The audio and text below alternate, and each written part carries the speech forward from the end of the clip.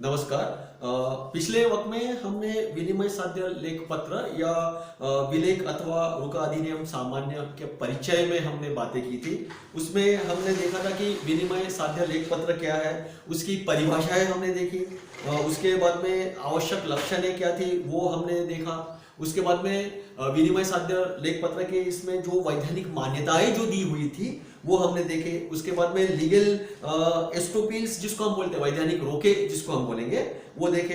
विनिमय साध्य लेख पत्र के प्रकार, अभी ये प्रकार में हमने ये देखा था कि प्रतिज्ञा पत्र, विनिमय पत्र और चेक, ये तीनों बारे में तीनों के बारे में हमने विस्तृत जानकारी हमने प्रस्तुत की। उसके बाद में प्रतिज्ञा पत्र के जो कुछ लक्षण या विशेषताएं जो थी उसके बारे में हमने देखा। विनिमय पत्र के बारे में हमने जो कुछ विशेषताएं थी वो देखा, उसके लक्षण को भी हमने देखा। उसके बाद में विनिमय पत्र और प्रतिज्ञा पत्र के बारे में जो कुछ तफावत जो थी, अंतर जो था आधार के माध्यम से, जैसे कि पक्षकार होगा, उसका लेखक का लेनदार कौन होगा, प्रकृति स्वीकृति क्या रहेगी, उसके बाद में शर्त सहित स्वीकृति क्या रहेगी, विशेष नियमों का लागू क्या होना था, इसके बारे में हमने अंतर में देखा। दायित्व देखा, संबंध देखा, अप्रतिष्ठा की सूचनाएं क्या थी वो उसके बारे में देखा, अवलोकन का प्रमापन हमने देखा। उसके बाद में चेक अथवा धनादेश, इसके बारे में हमने विस्तृत देखा। अभी हम ये देखेंगे कि चेक, विनिमय पत्र, प्रतिज्ञा पत्र, ये तीनों में तुलनात्मक हम अध्ययन करेंगे। तो उसमें क्या क्या है, तो सबसे पहले हम ये देखेंगे कि ये तीनों में समानताएं क्या है। बराबर है, तीनों में समानताएं क्या है कि ये तीनों के तीनों कैसे है, लिखित है। बराबर है, चेक, विनिमय पत्र तथा प्रतिज्ञा पत्र ये कैसे है, तीनों के तीनों कैसे है, लिखित है।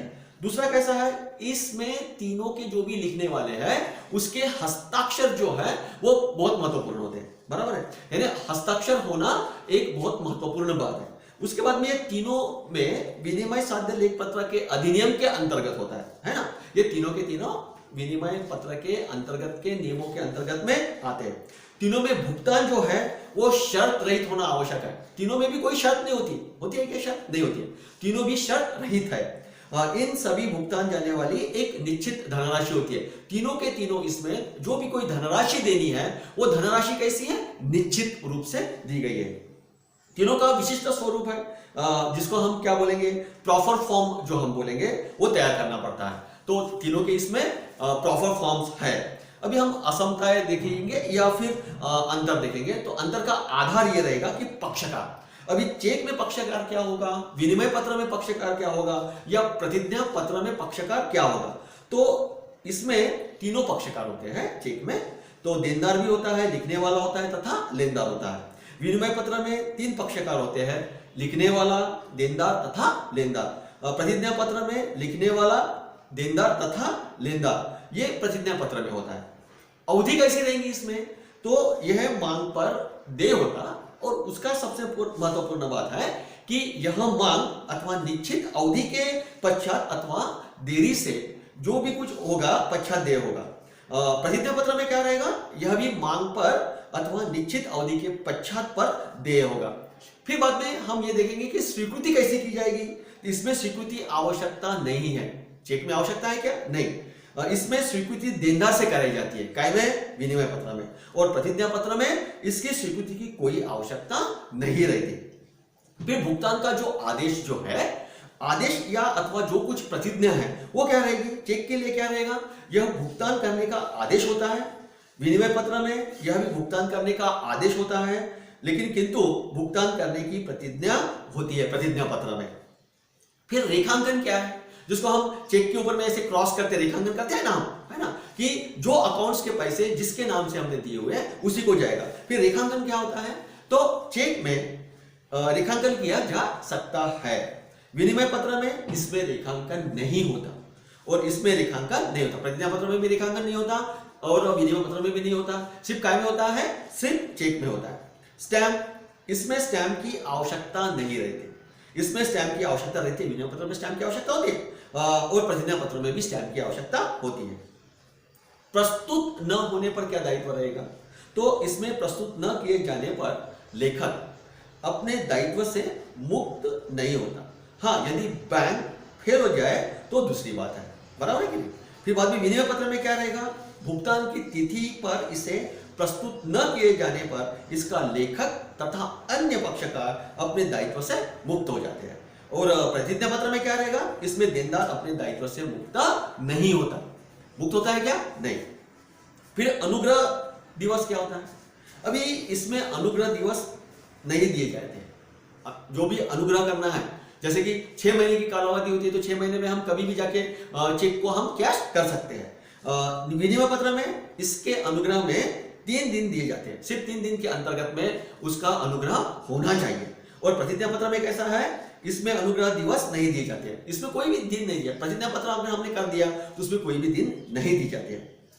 उसके बाद में आधार पे हम देखेंगे कि आलोकन एवं प्रमाणन क्या है। बराबर है, हम क्या देखेंगे, आलोकन एवं प्रमाणन क्या है। तो इसमें अप्रतिष्ठित हो जाने पर आलोकन एवं प्रमाणन कोई भी आवश्यकता नहीं रहती। विनिमय पत्र में क्या होगा, इसमें अप्रतिष्ठित हो जाने पर आलोकन एवं प्रमाणपन की, और प्रतिज्ञा पत्र में क्या रहेगा, इसमें ऐसा कोई भी आवश्यकता नहीं होती है। फिर गलती होने पे क्या होगा, जैसे कि चेक में अगर गलती हो जाती है या विनिमय पत्र में कुछ गलती हो जाती है या प्रतिज्ञा पत्र में गलती हो जाती है तो क्या होगा।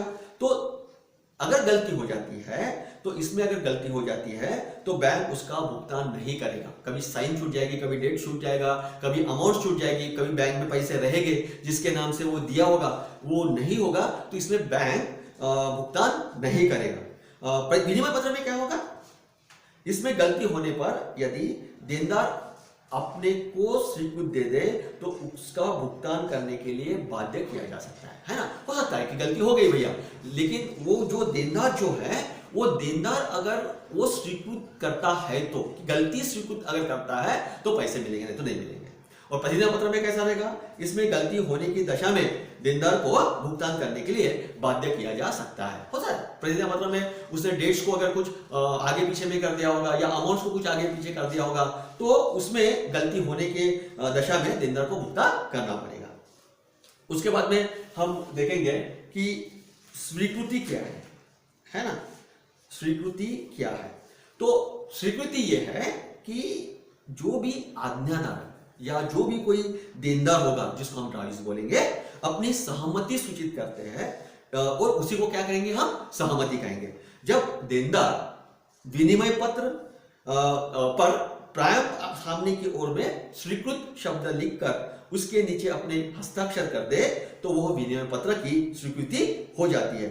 स्वीकृति के लिए आवश्यक क्या रहेगा, वह लिखित हो, मौखिक नहीं हो, देनदार के लिए उसका हस्ताक्षर होना जरूरी है, स्वीकृति विनिमय पत्र पर दी गई है तथा धारक अथवा जो भी कोई उसके प्रतिनिधि होंगे विनिमय पत्र स्वीकृत कर दिया हो या अथवा स्वीकृत की सूचना दे दिया हो।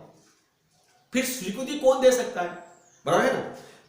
तो स्वीकृति कौन दे सकता है, सेक्शन 33 धारा 33 के अनुसार एक देनदार अथवा जब एक से अधिक देनदार सभी अथवा कई देनदारों में से कुछ के अथवा दूसरा प्रतिष्ठा के लिए स्वीकर्ता द्वारा अथवा तीसरा आवश्यकता के समय देनदार द्वारा, ये 3 व्यक्ति स्वीकृत कर सकते हैं।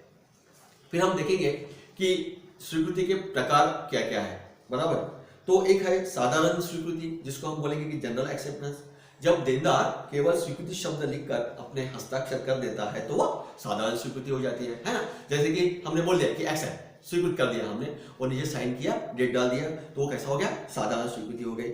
शर्त अथवा मर्यादा युक्त स्वीकृति, क्वालिफाइड हैज टू टाइम जिसको हम बोलेंगे, शर्त अथवा मर्यादा युक्त स्वीकृति। इसमें कैसा रहेगा कि जब देनदार बिल पर स्वीकृत शब्द लिखते समय कुछ शर्त लगा दे, है ना, बराबर है ना, कुछ शर्त रख दे, तो उसके बाद में वो हस्ताक्षर करता है कि वाह अगर आपने मेरे को इतने दिन के अंदर में पैसे नहीं दिया तो ये आपका जो भी कोई जो भी हमने जो भी कुछ किया होगा वो कैसा हो जाएगा, डीड हो जाएगा, खत्म हो जाएगा, तो वह शर्त युक्त स्वीकृति कहलाएंगी।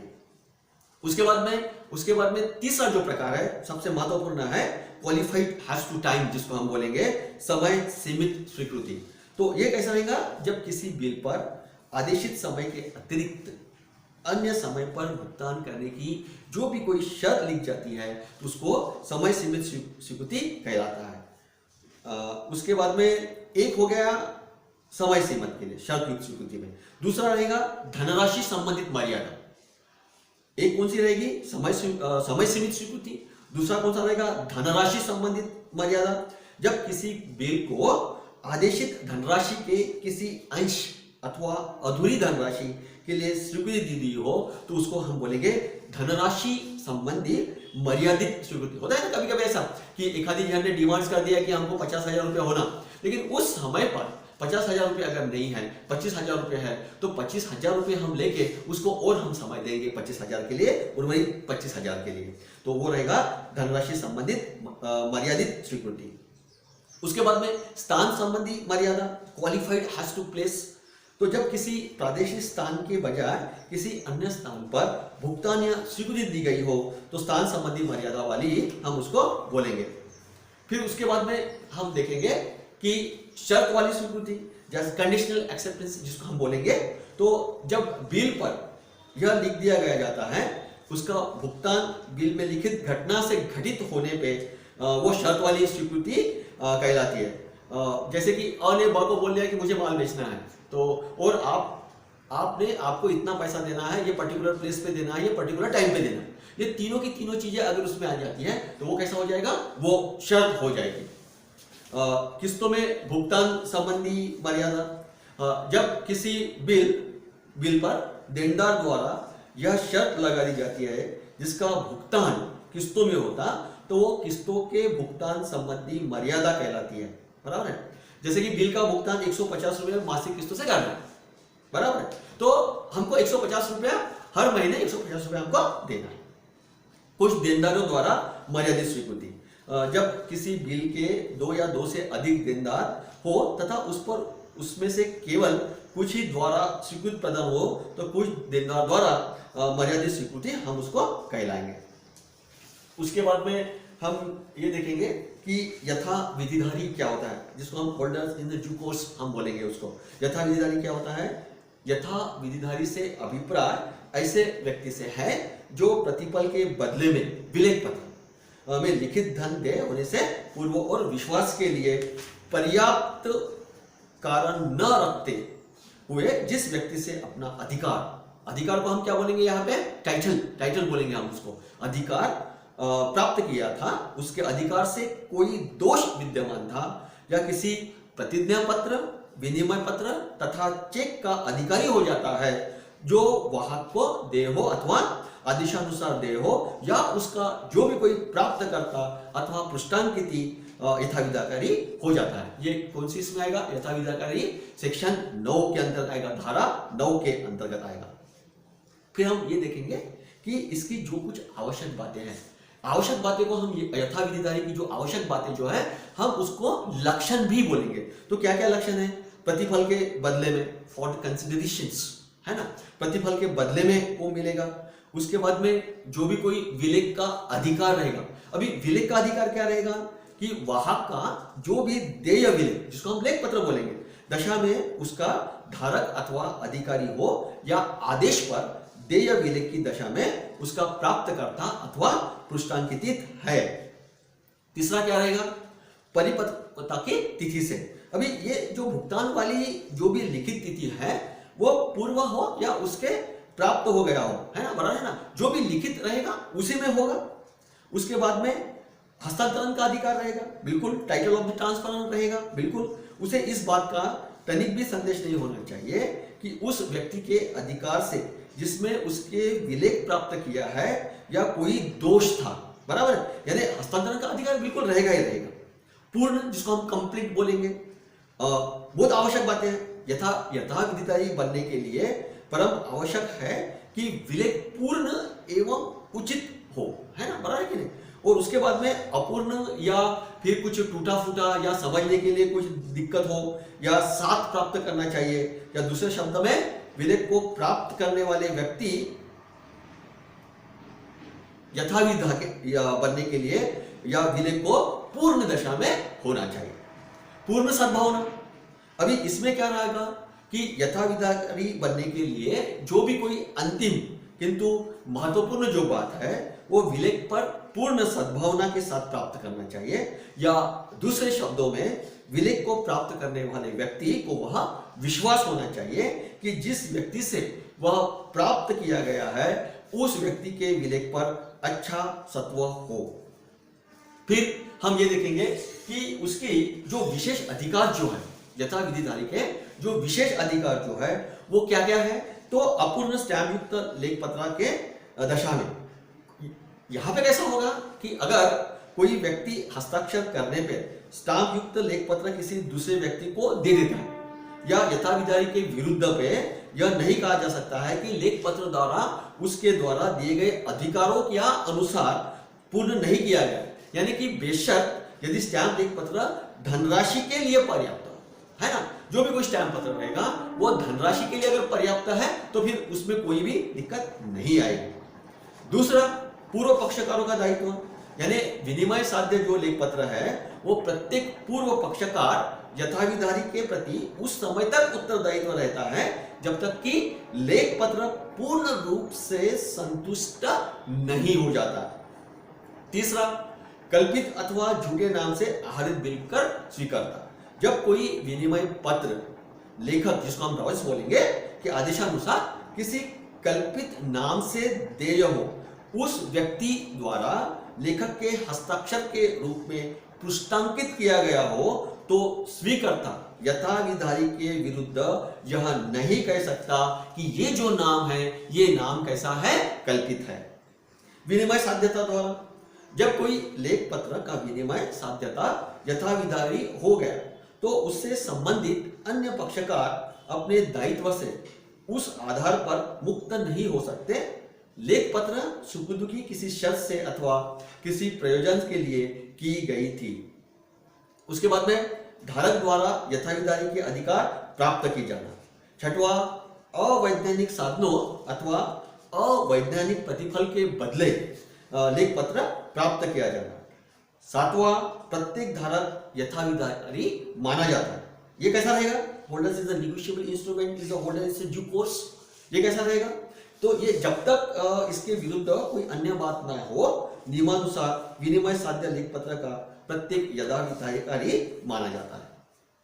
उसके बाद में लेख पत्र के जो मूल वैधता जो है, इसके इनकार या इनकार करने के विरुद्ध अवरोध, जिसका प्रतिज्ञा पत्र को जिसको लिखने वाला है विनिमय पत्र, तथा चेक का आहर्ता तथा आहर्ता के प्रतिष्ठा के लिए विनिमय पत्र का स्वीकर्ता, इसमें से कोई भी यथाविधाकारी द्वारा अपना प्रस्तुत किए जाने पर लेखक पत्र के मूल रूप से लिखे जाने अथवा आहरित होने के वैधता को अस्वीकार कर सकते हैं। प्राप्तकर्ता के पुष्टनकर्ता करने की क्षमता को अस्वीकार करने के विरुद्ध अवरोध। अभी इसमें कैसा रहेगा कि जो भी कोई प्रतिज्ञा पत्र लिखने वाला रहेगा तथा आज्ञादेय रहेगा, विनय पत्र को स्वीकारता रहेगा, यथाविधारी को द्वारा वाद प्रस्तुत किए जाने पर प्राप्तकर्ता की पुष्टांकन करने की क्षमता को अस्वीकार नहीं कर सकते। संदिग्ध लेख पत्र की दशा में in case of the ambiguous instrument, जिसको हम बोलेंगे संदिग्ध लेख पत्र की दशा में, जहां कोई लेख पत्र इस प्रकार का है उसे प्रतिज्ञा पत्र अथवा विनिमय पत्र दोनों ही समझे जा सकते हैं, जो धारक को अपनी इच्छा पर उसे दोनों में से किसी एक प्रकार का मान सकता है और उसके पश्चात वह लेख पत्र उसी प्रकार से मान जाएगा। मैं आपको और एक बार बताता हूं कि यथाविधारी के विशेष अधिकार कौन से हैं। तो पहला, अपूर्ण स्टैम्प पेपर लेख पत्र की दशा में। दूसरा, पूर्व पक्षकारों का दायित्व। तीसरा, कल्पित अथवा झूठे नाम के आहरित बिल का स्वीकर्ता। चौथा, विनिमय साध्यता द्वारा। पांचवा, धारक द्वारा यथाविधारी के जो भी अधिनियम रहेंगे वो प्राप्त की जाना। छठवा, अवैधानिक साधनों अथवा अवैधानिक प्रतिफल के बदले में लेख पत्र प्राप्त किया जाना। सातवां, प्रत्येक धारक यथाविधारी माना जाता है। आठवां, लेख पत्र के मूल वैधता से इनकार करने के विरुद्ध अवरोध। नौवां, प्राप्तकर्ता के पुष्टांकन करने की क्षमता को अस्वीकार करने के विरुद्ध अवरोध। और सबसे लास्ट 10वां, प्राप्त संदिग्ध लेख पत्र की दशा में ये यथाविधारी के विशेष अधिकार है। Okay, thank you.